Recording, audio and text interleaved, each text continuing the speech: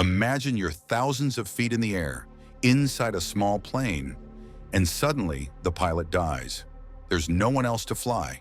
The autopilot is broken, a storm is coming, and the plane is running out of fuel. What would you do? A simple trip to a wedding turns into a deadly fight for survival in the sky. The story begins with Sarah and her boyfriend Jackson at a tropical island bar, sharing a brief romantic moment. As Sarah gets ready to leave, Jackson asks her to stay for one last drink. She agrees, but when Jackson steps away for a moment, she quietly slips out without saying goodbye. A year later, in London, Sarah hurries to the airport, catching a flight to Mauritius for her best friend Pascal's wedding. After landing, she wastes no time and heads out to complete some errands that Pascal had asked her to take care of. She unexpectedly bumps into an old friend, Solomon. They exchange a few friendly words, reminiscing about the past before Sarah grabs the necessary items and heads back. Later, as she chats with Pascal about the upcoming wedding, she suddenly freezes. Her eyes land on someone she didn't expect to see. Jackson, her ex-boyfriend, the past she thought she left behind is now right in front of her. Later that night, Sarah sees Jackson again and tries to talk to him. But Jackson doesn't want to talk and walks away. Still, she follows him. After some time, they start talking and slowly reconnect. They end up spending the night together at Jackson's place, enjoying each other's company. The next morning, they completely lose track of time. They realize too late that they missed the last ferry at 7:30 p.m. to Pascal's wedding on Rodriguez Island. Desperate to find a way, Sarah calls her friend Freddie, a pilot. Luckily, Freddie agrees to fly her there. She meets Freddie and hugs him, relieved that she can still make it to the wedding. But then she gets an unexpected surprise. Jackson is also flying with them. With no other choice, they all board the small plane. Freddie starts the engine, and soon they are up in the sky, unaware of the danger that lies ahead. As they fly over the endless blue ocean, Freddie then urges her to sit in the co-pilot seat. Curious and excited, she moves to the front. As they chat, laughter fills the small plane. They talk about old memories, life. Freddie, always the adventurous type, encourages Sarah to take control of the plane. He explains the basics. Sarah hesitates at first, but Freddie reassures her. What starts as a fun lesson soon turns into a nightmare. Freddie suddenly has a heart attack. Sarah immediately seeks help from Jackson. Within seconds, the plane spirals out of control. Sarah and Jackson struggle to take control as the plane plummets. Somehow they manage to stabilize it. Jackson then turns to Freddie, trying to wake him up. But it's too late. Freddie is dead. Sarah and Jackson sit in shock, tears filling their eyes. Sarah has no choice but to fly the plane. Luckily, Freddie once taught her some basic flying skills. They soon realize that the plane's GPS is broken and there is no cell phone signal. She tries to stay calm and makes random radio calls for help, but no one responds. She turns on autopilot, but it is also not working. The fuel tank is now half empty. Using a compass, they try to fly west, hoping to reach Rodriguez Island. As they continue flying, they see a massive storm in their path. Suddenly, the radio makes a crackling sound.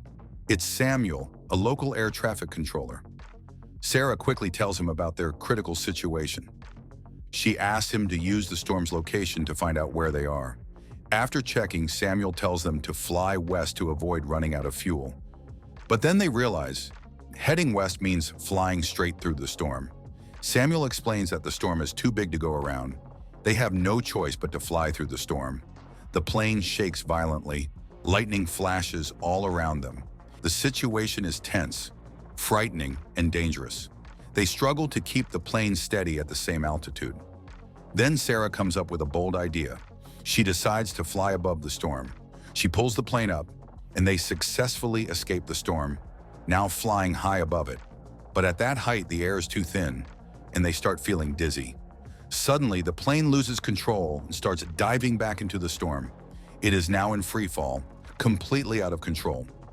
Somehow, Sarah manages to regain control of the plane. But now, with the compass broken, they have no idea which direction they are flying. Then Jackson remembers something. He knows how to make a compass. Using this self-made compass, they carefully adjust their direction. After a tense few moments, they finally escape the storm. They try to contact Samuel again, but there is no response. Then they make a shocking discovery. The fuel is down to just 5%. Sarah quickly switches the fuel tank, and for a moment, the fuel level rises again. But soon it starts dropping rapidly. They realize there must be a fuel leak. Jackson makes a bold decision. He will go outside the plane to fix it. Sarah thinks it's a crazy idea, and they argue about the risk. But Jackson is already prepared. He ties himself securely with a rope, opens the door, and tells Sarah to slow the plane down. The moment is tense and thrilling as Jackson struggles to repair the damage. He quickly uses tape to seal the fuel leak. It works. The fuel gauge stabilizes. But as he tries to return inside, he loses his balance. In a split second, he jumps toward the door, and Sarah pulls him back to safety. Breathing heavily, Sarah takes out the first aid kit and cleans the wounds on Jackson's hands. She looks at him and says, "That was stupid, but amazing." The fuel gauge now holds at 5%, but they know they must reduce the plane's weight to save fuel. They start throwing out unnecessary items.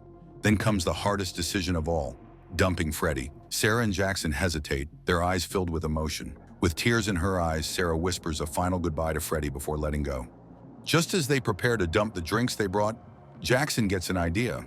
What if they use it as fuel? But there's a problem. The fuel valve is outside the plane, and Jackson is too injured to go. Without hesitation, Sarah decides to do it. In another heart-pounding moment, Sarah climbs out of the plane, gripping tightly as the wind howls around her. She carefully makes her way to the top, inching towards the fuel valve on one of the wings. Jackson hands her a bottle, and with steady hands, she opens the valve and pours the liquid into the tank. Jackson suddenly spots land in the distance. He excitedly hands her the final bottle. She quickly pours it in and makes her way back inside the plane. The trick worked. They cheer in relief and excitement. This time, Jackson praises Sarah for her bravery over stupidity. But there's no time to celebrate. Jackson urges Sarah to turn the plane around and head toward the island he spotted.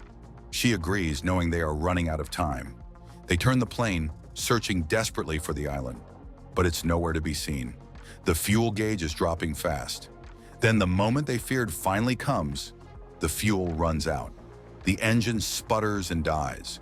Now the plane is completely out of fuel, gliding through the air with no power. Tension rises as they brace for what comes next. Suddenly, Jackson spots the island. With their hearts pounding, they attempt to land the plane.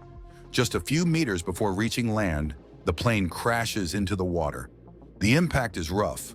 Water rushes in, and the plane begins sinking fast. Sarah fights to escape, but then she sees Jackson. He's unconscious. Without thinking, she swims to the surface for air, then dives back down for Jackson. Struggling against the sinking plane, she grabs him, puts a life vest on him, and with all her strength, pulls him up. Just as they break through the surface, the plane disappears into the deep ocean below. Sarah drags Jackson through the water and finally reaches the island. They collapse on the sand, breathing heavily, relieved to be alive. But their relief quickly turns into disappointment. The island is nothing more than a small sandbar. The tide is rising, and soon it will disappear beneath the ocean. Now they are floating in the endless sea, with a shark circling beneath them. Fear grips them as they realize there's nowhere to go. Just when all hope seems lost, a fishing boat appears and rushes to their rescue. As they climb aboard, safe at last, they hold each other close. The story ends with a heartfelt message. No more goodbyes. If you enjoyed this story, don't forget to like, share, and subscribe for more thrilling movie highlights. What would you do if you were in Sarah and Jackson's situation? Let us know in the comments. Thanks for watching, and see you in the next story.